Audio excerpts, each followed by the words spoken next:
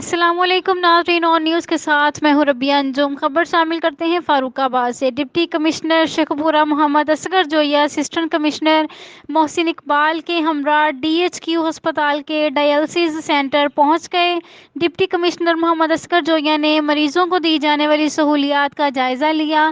ڈاکٹروں اور paramedical staff کو طبی سہولیات کی بہترین فراہمی یقینی بنانے کی ہدایت کی۔ ڈپٹی کمشنر نے ڈائیلسس وارڈ میں زیر علاج مریضوں کی عیادت کی اور سہولیات کے متعلق دریافت کیا۔ مریضوں نے ہسپتال میں دی جانے والی سہولیات کو تسلی بخش قرار دیا۔ ڈپٹی کمشنر محمد اصغر جویہ کا کہنا تھا کہ وزیر اعلیٰ پنجاب سردار عثمان بزدار کی خصوصی ہدایت کے مطابق ڈی ایچ کیو ہسپتال میں زیر علاج مریضوں کو بہترین طبی سہولیات کی فراہمی یقینی بنائی جا رہی ہے۔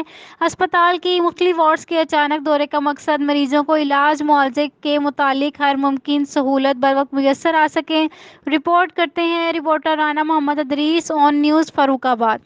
لائک کریں، کمنٹ کریں، شیئر کریں اور بیل آئیکن کو پریس کرنا مت بھولیں۔ دیکھتے رہیے آن نیوز۔